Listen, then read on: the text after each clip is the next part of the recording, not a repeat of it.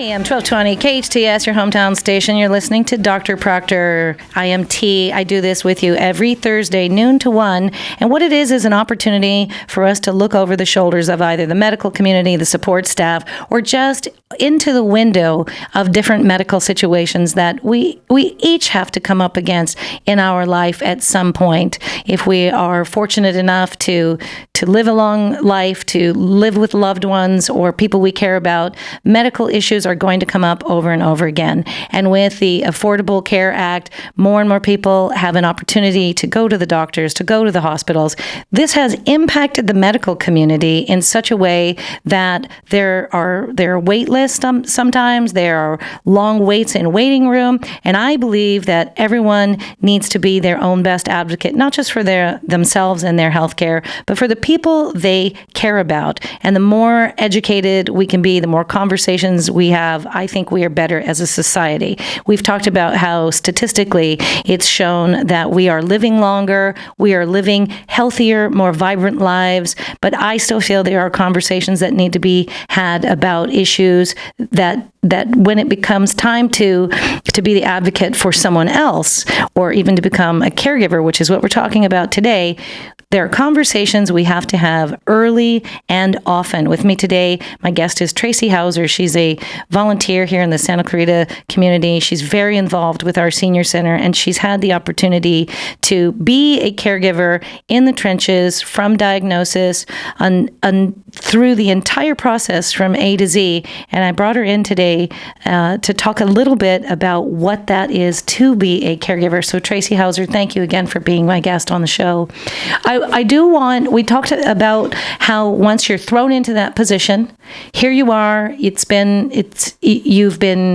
knighted, if you will. This is a huge honor. It's a tremendous honor, but for a lot of people, it's very frightening. It's very scary, the idea that, oh my gosh, I am going to be that person, and I have to possibly go to the doctor's appointments, and I have to not only now be the spiritual support and care for this person, I am going to also have the physical aspects of caregiving. When your mother was diagnosed and you were in the room and you had the epiphany, I have to honor this path that this woman is on. It's my duty. It's my great honor to be of service to her. And you had that realization. Then there started to be more of the physical caregiving. Can you talk me through a little of that? Yeah, and I'll back up a little bit. I've raised 4 kids, and fortunately, my kids are wonderful. I have 2 siblings. My parents were divorced for many years, but my dad and mom had made up, and they were good friends. And what was really nice, and I feel like we were some of the most fortunate in a situation like this, the whole family really pulled together. We took turns. My 3 daughters were absolute rock stars. My oldest daughter, she took on giving grandma a bath after the point where she couldn't bathe anymore. And, they had some wonderful, intimate conversations. And at one point, my mom had said, "Oh, I'm so sorry you have to do this for me, honey." And my daughter stopped her and said, "Grandma, how many baths have you given me in my lifetime?" And my mom said, "Oh gosh, I couldn't even count." And Ashley said, "Exactly." She goes, I'm so happy that I can do this back for you. And what a great conversation to have, because a lot of times when you're the person receiving the care, you don't want to be a burden. You don't want absolutely. to be, but the idea that your daughter gave her that gift. The Grandma, dignity, yeah. This is so cool. This is a chance for me to do something for you. And I feel like that's something that is left out sometimes when people consider the idea of caregiving. It's like, I don't want to be a burden to anyone. You're not a burden. If you could even begin to understand the gift that you're giving someone else by letting them help you, letting them be involved with you, letting them have those moments. And I feel it's so critically important important for people to hear that no, you're not, and the people that take that on. So good for your daughter for saying that. It was nice, and I do think in those situations too, buttons can get pushed. You're used to this person in another role. Now their role's shifted, your role's shifted, and I'd be a liar to say it was all sunshine and lollipops. I mean, there were times where it would get awkward. It's like, oh, I took care of my mother-in-law, and I can tell you, Yeah. I can tell you that woman wasn't necessarily like, we didn't have the fuzziest of relationships, but there was a connection, and there was eventually a grace to our relationship that would have never happened had I not been put in that position in her life. And it was an unspeakable gift for both of us. So no, sunshine and lollipops definitely did and not. Actually, you kind of made me, when you said that, I had a good friend that was raised by a step parent, and they had a big family, and her stepmother was horribly cruel to her as a small child, and she actually was her caregiver during the last days of her life. And I had asked my friend, I'm like, well, how was that? She said, Tracy, she was the greatest blessing I ever had. She goes, we cleared it all up. Fate is a funny monkey. It is a very funny monkey. And again, my mom was of that generation where we don't talk about things that aren't pleasant. And I'm so appreciative of you mentioning the whole advance directive. That is the single most loving thing you can do for your family. Put down in writing what you want. I remember my mom telling me, well, I'll let you and your brother figure it out. I'm like, Mom, we agree on nothing. Please, yeah, right? Please. We couldn't share a cheesburger with the same condiments. You really think this is... Yeah, I love my brother. We also have very different ways of viewing the world. And your mother. You have very different ways of viewing that woman that raised you. Yes. Because she had a different way of giving care to you when you were young. Yes. You most certainly have different opinions. So, no. To leave your family in crisis, to make big, when they're in crisis and then you throw on these huge decisions, not a good plan. That's why Hollywood makes some of the funniest movies about those terrible situations, because when you leave the, Remember Where's Papa? The clowns in the circus in charge, the ringmaster is not going to get what he really probably deserved. Yeah. That's not nice. Yeah. So doing that paperwork is important. So your daughters were the rock stars as caregivers also. Yes. You realized the changing dynamics of the relationship with your mother. You had the moments. Talk to me a little bit about, you had the support, you had the people you could talk to. Talk to me a little bit about fatigue. Well, actually, toward the end, I actually gave myself almost like a pre-asthmatic condition because I got real sick. And this is very common with caregivers where they themselves take very ill, partly because you're giving so much emotion, so much energy, so much. And at some point, who gave you permission to take care of you? How did the caregiver get care for you? Well, and I think what it was is, again, you're in a vortex. You're in like a spot you've never been before. So you don't really know what the path is. And I wanted to back up a minute. One of the super things that helped a lot is I had gone to several meetings that the Senior Center put on. And again, this is a free service the Senior Center puts on for families and this is a group of people that are in the trenches of caregiving. And what I learned from these people prevented me from stepping on landmines, because I'm learning in real time what they've already done 6 months or a year ago up the road from what I'm about to take on. And I thought, holy moly, this is awesome that I don't have to have that same experience. You have to reinvent the wheel.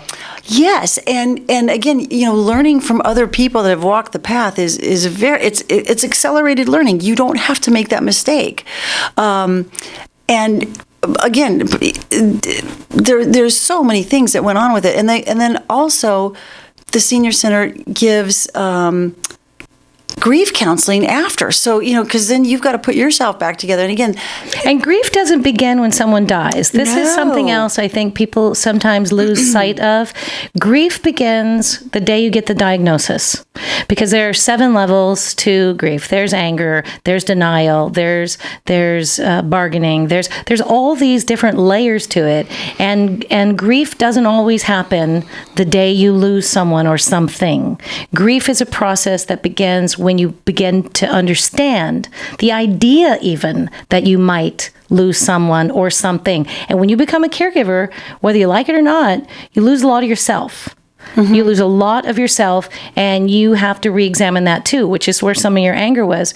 But I know that fatigue, where again, where you get so tired, and like you were saying, you put yourself in a condition medically that, and a lot of that's from the fight or flight. You're constantly on guard. You're constantly dancing. Sometimes you're on eggshells because you're dealing with not just your emotions, your family's emotions, and the person that you're giving care to.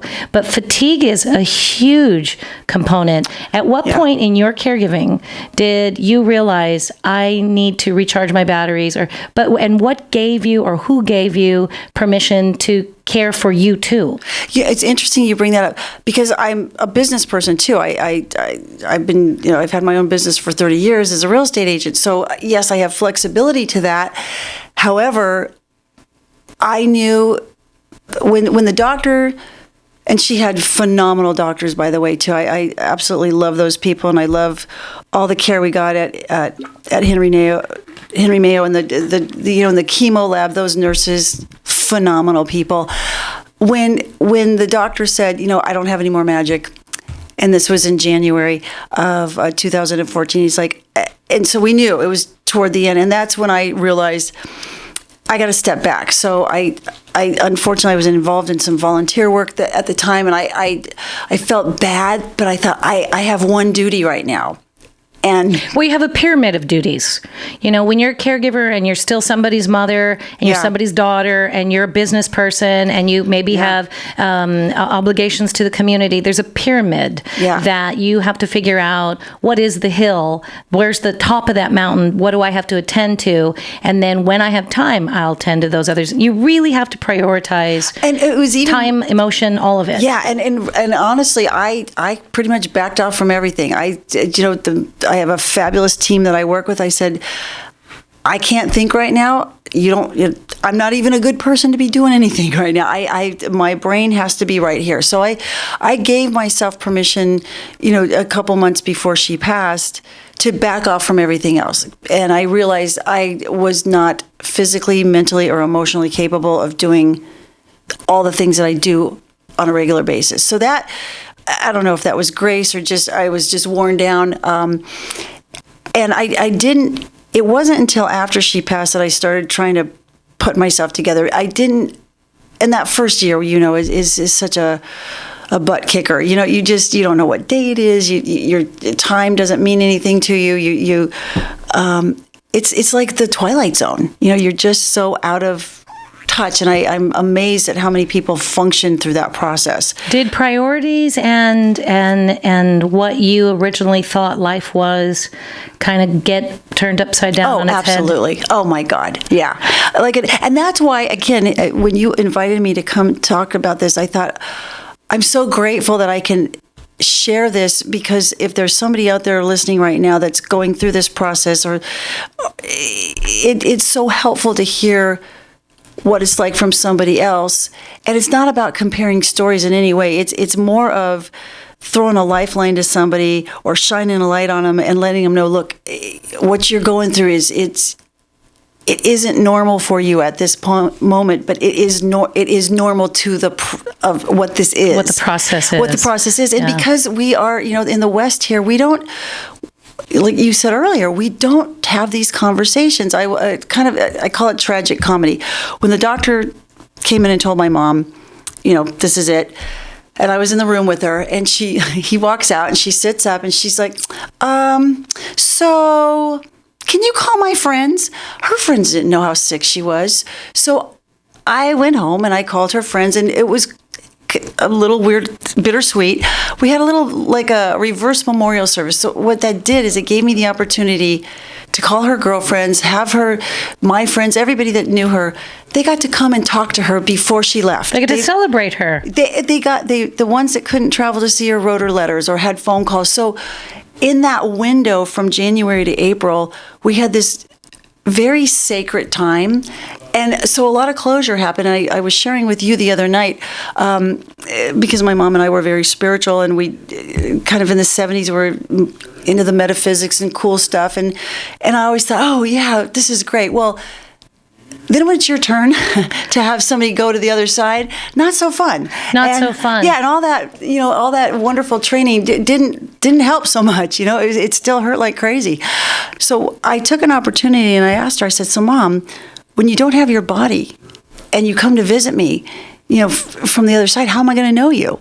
And she sat up and she said, "I'll come back as a hummingbird." Well, what was interesting about that little story was, the day before she passed, a hummingbird flew in her bedroom and was in there for 2 hours. My husband picked it up and held it. And then the day she passed, a little baby hummingbird had smacked into the window, knocked itself out. And, we held it again. And the message was so strong, so undeniable.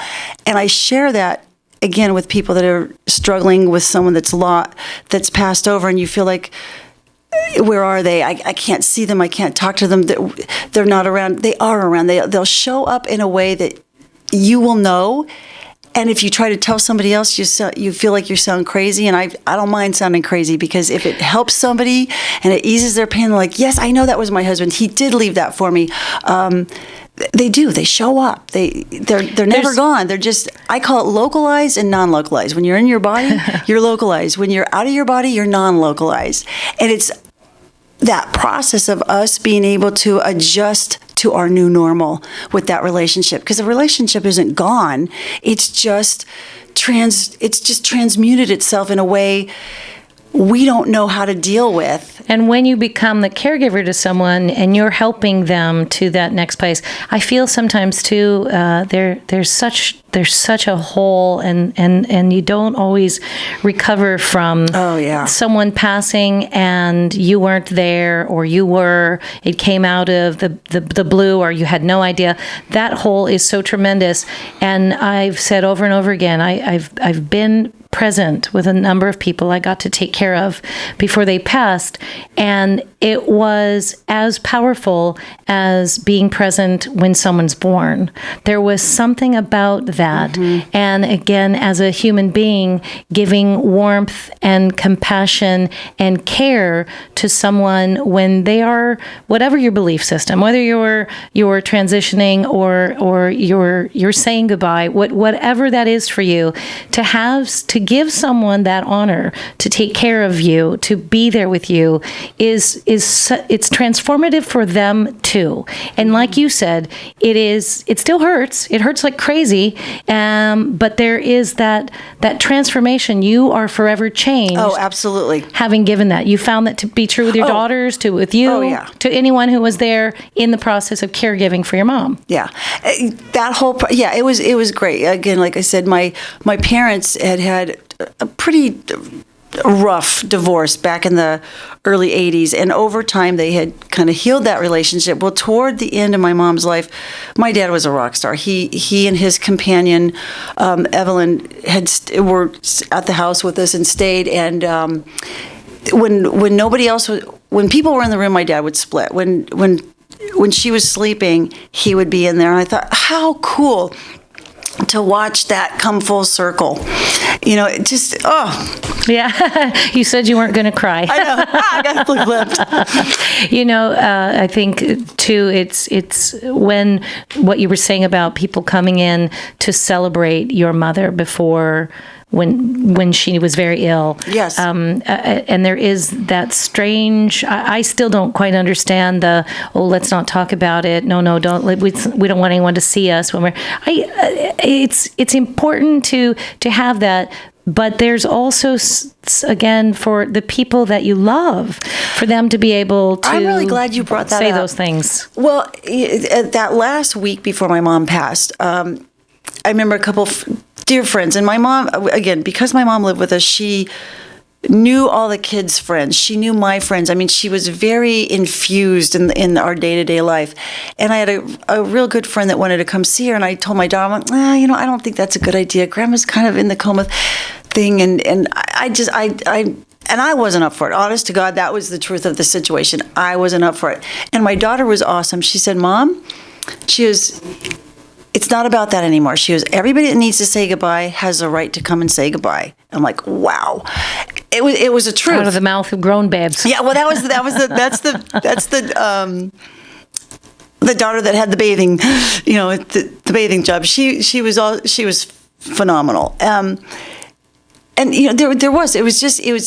you learn so much about yourself when you're that vulnerable. And when you and I were talking the other night, when you're that vulnerable, when you're that stripped down emotionally, that's when you're open for the good stuff to come in, and that's what it is. And I think because, again, we're this Western culture, we like frosting on the cake. We want to sugarcoat everything, that when we get into a raw situation that doesn't look pretty, there's hidden beauty in it, but the beauty, it's almost like a trick. It is. It's a magic trick it's like I say, people can argue all they want about color, creed, religion, but strip the skin off. We're all pink planets, and we have to take care of that first. You're listening to Dr. Proctor. We'll be back shortly. This is AM 1220 KHTS, your hometown station.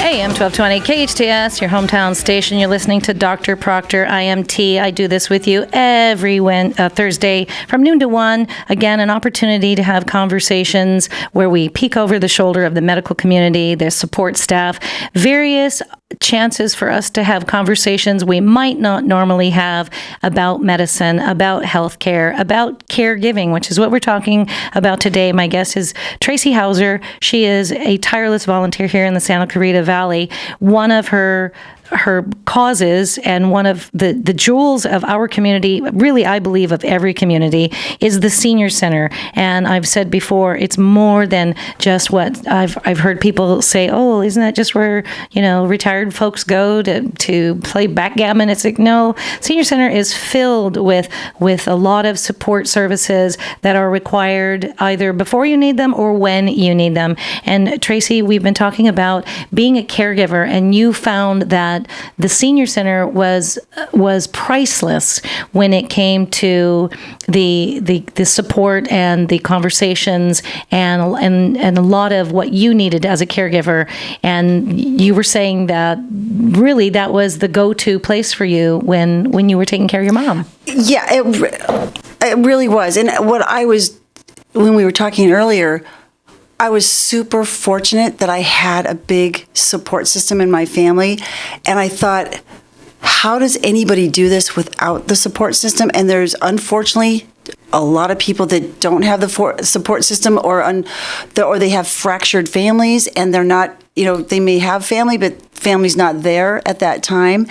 And again, there's some pretty amazing people at the senior center. And again, I volunteer at kind of a lighter level than some of the other people. I'll tell you, the real heroes are those people that drive 5 days a week delivering food to homebound seniors.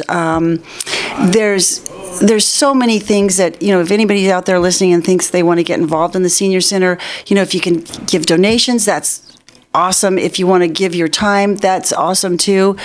And just being connected with this resource in our town, because our community is going to decide whether this stays or not. Yes. And so having the opportunity to really plug the senior center is huge. And I've said before that one of the best things you can do is to care for someone, to Yes. give that back. But even if sometimes that inside happiness sometimes comes from giving outside of yourself, and volunteering Absolutely. and caregiving.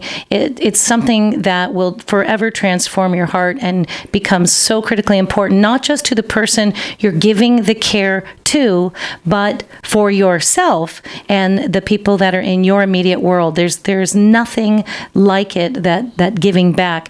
Caregiving is important. Caregiving is draining. It is not easy. It can be painful at times, but really the gift that you give back. And I'm glad we had an opportunity to discuss caregiving. One of the first things I would like to tell you again, go online, learn a bit about what caregiving is, learn about what an advance directive is, learn what the power of attorney for healthcare is, and have those conversations with your family and your loved ones. Tracy Hauser, thank you for being here Thank you, today. T. You've been listening to Dr. Proctor. I am T. I am so grateful for your listening, and we will be back with you next Thursday here on your hometown station, AM 1220 KHTS.